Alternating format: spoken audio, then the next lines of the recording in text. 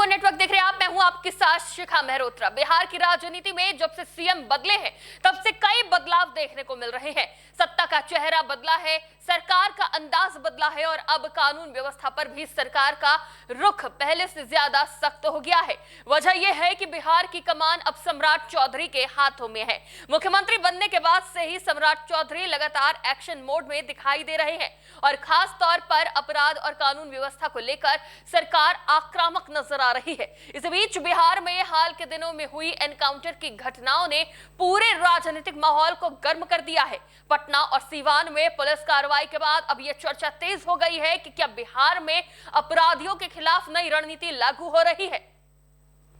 सरकार के समर्थक इसे अपराध पर सख्ती बता रहे हैं, जबकि विपक्ष इसे लेकर गंभीर सवाल उठा रहा है।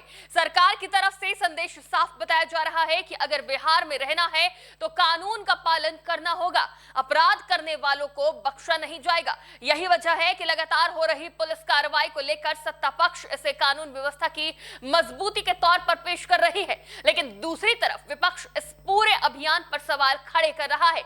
बिहार के नेता प्रतिपक्ष तेजस्वी यादव ने सरकार की मंशा और कार्रवाई दोनों पर सवाल उठाए।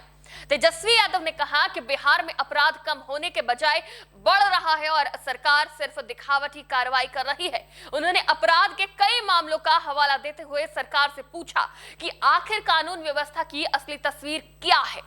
तेजस्वी यादव ने एक और बड़ा आरोप लगाया। उन्होंने कहा कि क्या बिहार में पुलिस कार्रवाई और एनकाउंटर जाति देखकर हो रहे हैं। उन्होंने सरकार से पूछा कि अगर अपराधियों पर इतनी सख्ती हो रही है तो महिलाओं के खिलाफ अपराध करने वाले आरोपियों पर उसी तरह की कार्रवाई कब होगी। तेजस्वी ने दुष्कर्म और महिला सुरक्षा से जुड़े मुद्दे भी उठाए और सरकार को घेरने की कोशिश की।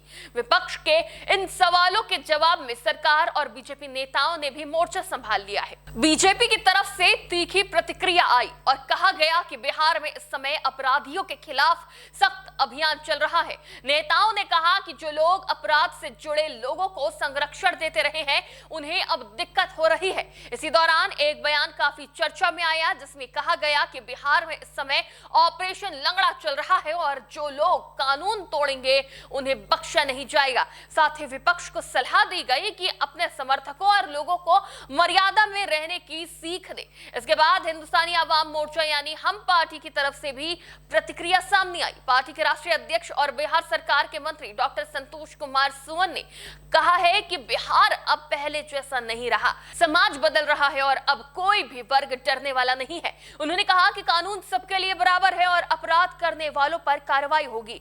दरअसल इस पूरे राजनीतिक विवाद को और हवा तब मिली जब केंद्रीय मंत्री जीतन राम मांझी की समधन और बाराचट्टी की विधायक ज्योति मांझी पर हमले का मामला सामने आया। इस घटना के बाद राजनीतिक बयानबाजी और तेज हो गई। सत्ता पक्ष ने इसे गंभीर घटना बताते हुए विपक्ष पर हमला बोला और कहा कि अब बिहार में अपराध और दबाव की राजनीति नहीं चलेगी। उधर विपक्ष लगातार सरकार को घेरने में लगा रहा। उधर तेजस्वी यादव ने बिहार की हाल की कई आपराधिक घटनाओं की सूचना जारी करते हुए कहा कि अगर सरकार दावा कर रही है कि अपराध नियंत्रण में है तो फिर इतने मामले क्यों सामने आ रहे हैं। उन्होंने पूछा कि सरकार की प्राथमिकता क्या है, वास्तविक कानून व्यवस्था या सिर्फ राजनीतिक संदेश देना। तेजस्वी यादव ने यह भी कहा कि सरकार को बताना चाहिए कि अपराध रोकने के लिए उनकी स्पष्ट रणनीति क्या है।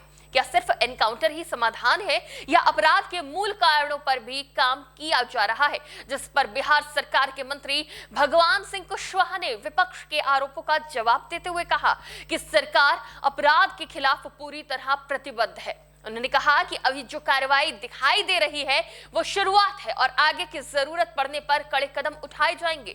उनका कहना था कि मुख्यमंत्री सम्राट चौधरी ने बिहार को अपराध और भ्रष्टाचार मुक्त बनाने का संकल्प लिया है और सरकार उसी दिशा में काम कर रही है।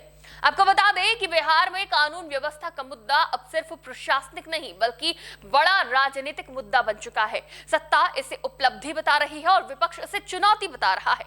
वहीं अब बिहार में एनकाउंटर एक बड़ा मुद्दा बन गया है और सम्राट चौधरी कानून व्यवस्था को मजबूत करने में जुटे हैं। फिलहाल बिहार में अपराधियों के खिलाफ नया मॉडल तैयार हो गया है। इस पर आपकी क्या राय है हमें कमेंट बॉक्स में जरूर बताएं। फिलहाल के लिए देखते रहिए TV 24 नेटवर्क।